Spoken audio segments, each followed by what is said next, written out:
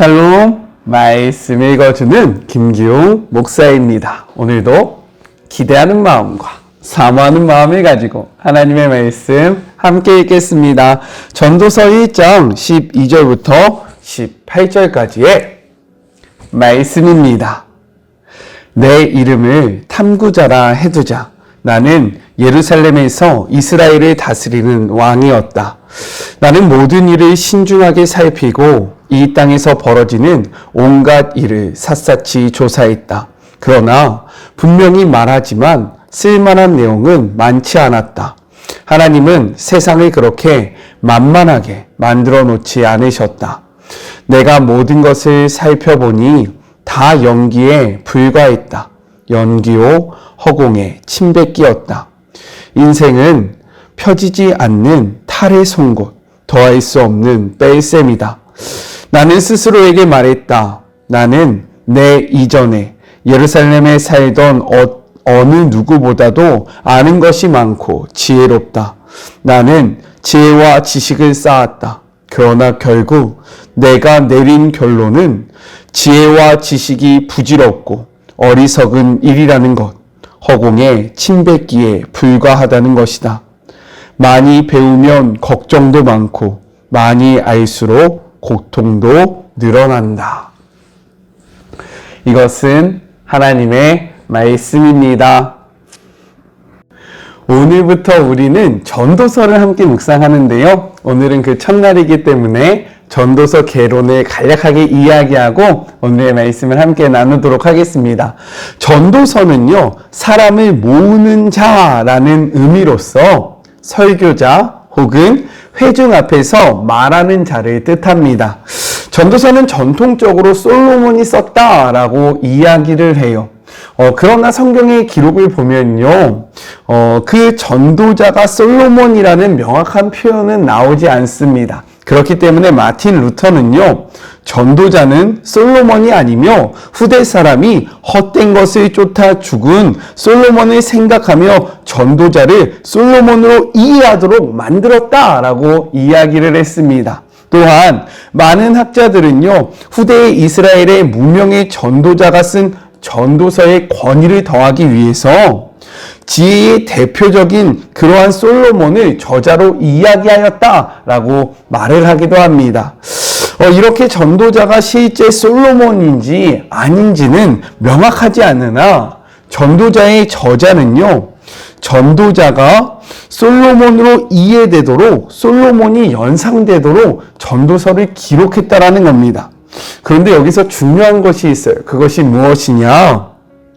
전도서에는요, 전도자의 말과 익명의 지혜 선생님의 말이 공존하고 있다라는 겁니다. 이 말이 무엇이냐면, 먼저 앞부분 1장 1절부터 11절에요, 전도자가 누구인지를 설명하는 내용이 담겨져 있습니다.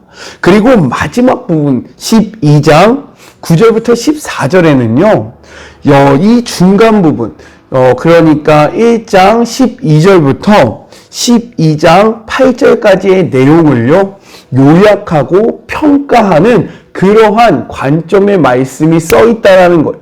그렇기 때문에 많은 성경학자들은요, 이 전도서의 그러한 저자가 두 명이다. 이 전도서의 그러한 말은 두 개의 말이 들어있다. 먼저 이 전도자를 소개하는 저자, 그리고 전도자의 말. 특별히 이 저자는 전도자의 말을 이렇게 감싸고 있기 때문에, 처음과 끝으로 감싸고 있기 때문에 프레임 서술자다라고 이야기를 하기도 합니다. 조금 어려우신가요? 쉽게 이야기하자면 전도서는 한 명의 목소리가 담겨져 있는 것이 아니라 전도자를 소개하는 저자의 목소리와 그리고 전도자의 목소리가 같이 담겨져 있는 성경이다라고 이야기할 수 있는 거예요. 네, 이해가 되셨으면 좋겠습니다. 두 목소리가 담겨져 있다라는 이야기를 하고 있는 거예요. 자, 이러한 전도서의 핵심 메시지는 헤벨이라는 것인데요. 헤벨은 무엇이냐? 헛되다라는 의미입니다. 이러한 헤벨이 이 전도서에만 약 40번, 38번이 기록되어 있어요. 이는 원어적으로 보면요, 수증기, 연기를 뜻합니다. 헤벨은요, 수증기와 연기라는 거예요. 그렇기 때문에 이것은 모든 것은 일시적이다. 모든 것은 찰나이며 수수께끼와 같고 역설적인 의미가 담겨 있다라는 뜻인 거예요.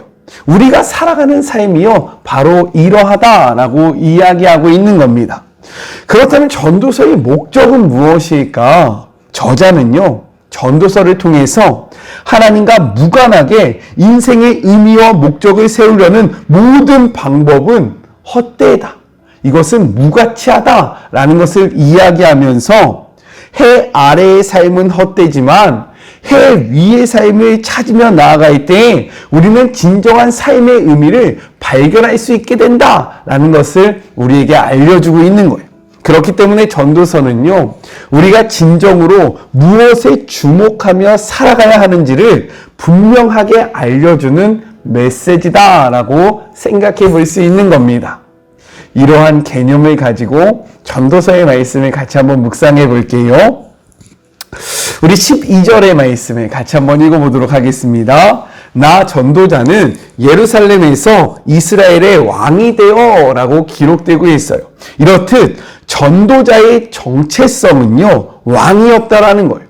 그는 왕으로서 보통 사람들이 경험할 수 있는 것보다 훨씬 많은 경험을 했고요. 하늘 아래서 벌어지는 모든 일들을 면밀히 살펴보았다라고 이야기를 하고 있습니다. 이것이 바로 13절의 고백인 거예요. 또한 지난 시간 동안 축적된 선조들의 지혜에 더하여 더 많은 지혜를 섭렵했다라고 이야기를 합니다. 우리 16절의 말씀을 같이 한번 읽어볼게요. 내가 내 마음속으로 말하여 이르기를 보라, 내가 크게 되고 지혜를 더 많이 얻었으므로 나보다 먼저 예루살렘에 있던 모든 사람들보다 낫다 하였나니 내 마음이 지혜와 지식을 많이 만나 보았기 때문이다 라고 이야기를 합니다.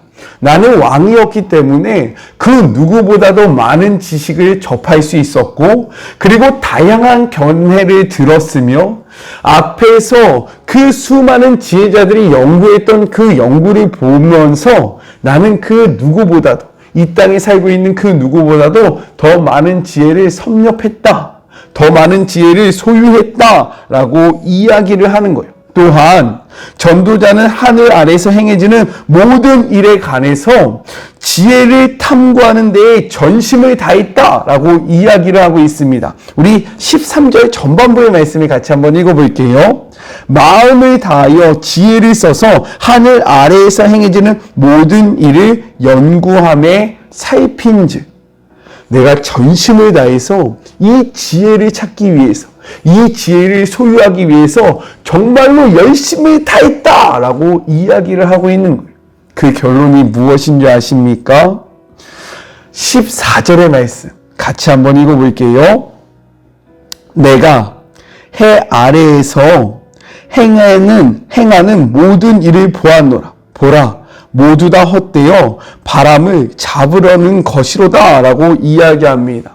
내가 지혜를 소유해 봤는데 이 지혜를 소유해 본 결과가 무엇이냐? 모든 것은 잠깐 있다 사라지는 바람과 같고, 그러한 바람을 잡는 것과 같이 헛된 것이다 라고 이야기를 하고 있다는 거예요. 또한 하나님께서 정하신 패턴은 우리 인간은 바꿀 수 없다라고 이야기를 하고 있습니다. 15절의 말씀을 같이 한번 읽어볼게요. 구부러진 것도 곱게 할 수 없고 모자란 것도 셀 수 없도다라고 이야기해요.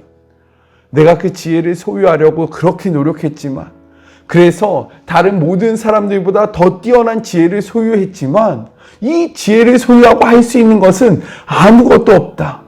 우리는 아무것도 아닌 존재다라고 이야기를 하고 있는 겁니다.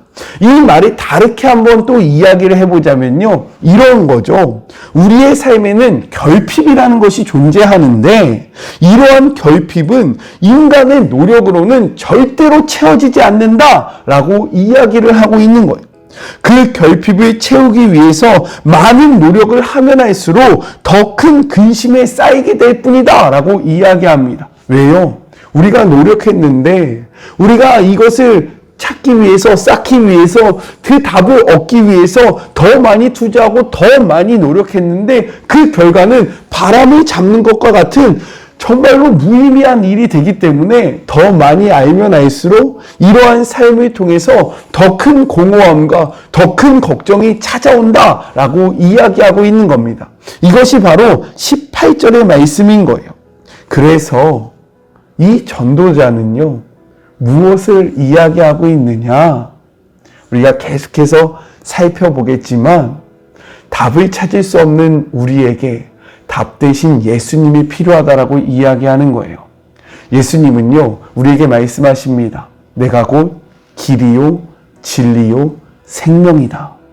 우리가 찾고 구하고 얻고 싶은 것이 바로 예수님 그분 당신이다 라고 이야기를 하세요. 그 답이 예수님이기 때문에 예수님은 또 이렇게 말씀하시는 겁니다. 마태복음 11장 28절의 말씀입니다.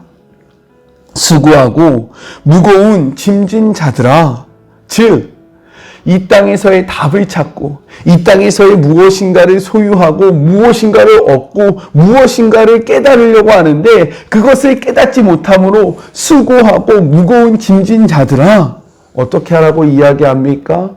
다 내게로 오라. 왜요? 예수님이 길이요, 진리요, 생명이 되기 때문에 그 답이 되기 때문에 자신에게로 와서 무엇이라고 이야기합니까? 내가 너희를 쉬게 하겠다라고 말씀하고 계신 거예요. 너희가 세상 속에서 지혜를 찾고자 하느냐? 너희가 세상 속에서 답을 찾고자 하느냐? 아니다. 그런 것으로 너희들은 답을 찾을 수 없다.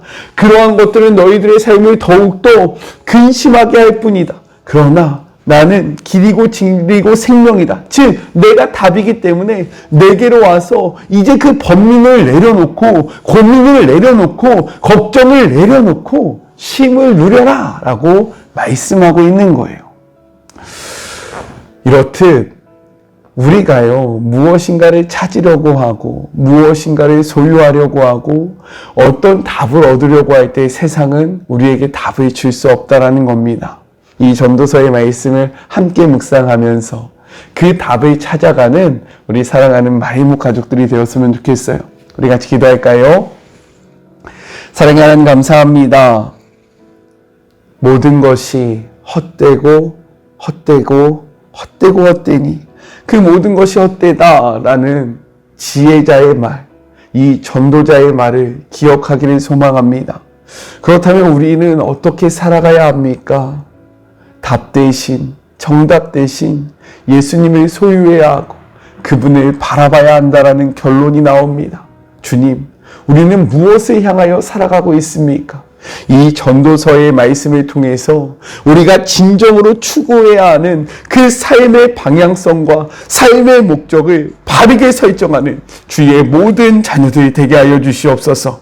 이제는 우리 주 예수 그리스도의 은혜와 하나님의 그 크신 사랑하심과 성령님의 교통하심이 답을 찾을 수 없는 이 세상에서 전도서의 말씀을 통하여 참된 답을 찾고 참된 길을 찾기로 다짐하는 우리 사랑하는 마리모 가족들 머리머리 위에, 그리고 이들의 삶의 자리 위에, 이들의 가정 위에, 이들의 기업 위에 지금부터 영원히 함께 하시기를 간절히 축원하옵나이다.